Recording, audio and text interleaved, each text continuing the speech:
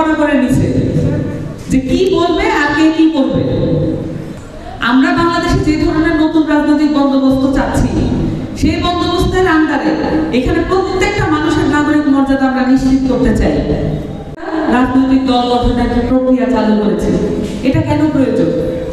অনেকগুলো রাজনৈতিক দল তো এখন আছে, কিন্তু আমরা যদি খেয়াল করে দেখি তারা কি জনতার রাজনৈতিক দল কিনা, নাকি তারা ক্ষমতার রাজনৈতিক দল?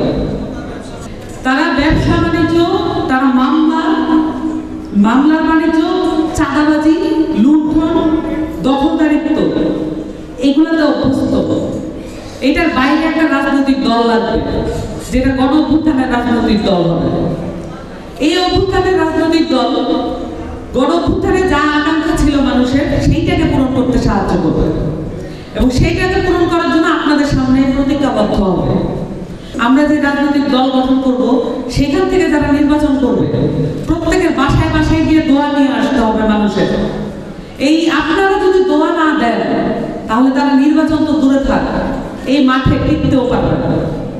এবং আপনারা ঠিক করেন, আপনাদের বাসায় গিয়ে যদি দোয়া নিয়ে না আসে, আপনাদের কথা যদি না শুনে, তাহলে তাদেরকে আপনারা ভোট দেবেন না।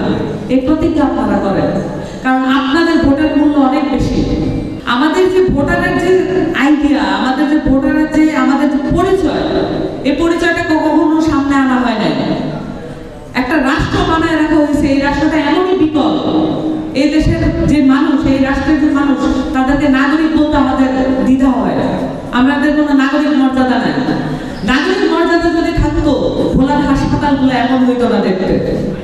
নাগরিক মর্যাদা যদি থাকতো, আজকে এতগুলো বছর ধরে, বছর পর বছর একটা সেতুর জন্য মানুষকে কান্নাকাটি করতে হইতো না। খুবই যৌক্তিক বিষয় যে পানি দিয়ে পরিবেষ্টিত একটা বদ্বীপ, এই বদ্বীপে কিভাবে একটা সেতু ছাড়া, ভালো হাসপাতাল ছাড়া মানুষ চিকিৎসা পাবে? মানুষের মানসিক স্বাস্থ্য, শারীরিক স্বাস্থ্য নিশ্চিত হবে কিভাবে?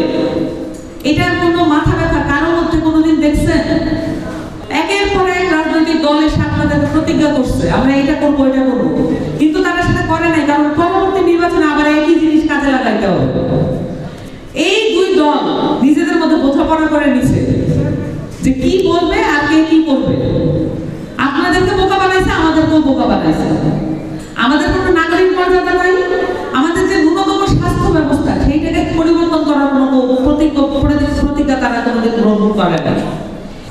আমরা বাংলাদেশে যে ধরনের নতুন রাজনৈতিক বন্দোবস্ত চাচ্ছি, সেই বন্দোবস্তের আন্ডারে এখানে প্রত্যেকটা মানুষের নাগরিক মর্যাদা আমরা নিশ্চিত করতে চাই। আপনারা সেই যে কাজটা আমরা করতেছি, সেই কাজটাতে আপনারা সাথে থাকবেন, আমাদেরকে দোয়া করবেন, আমাদের সাথে থাকবেন, এবং আমরা যাতে সকল বাধা, সকল যে আক্রমণ, সেই আক্রমণগুলো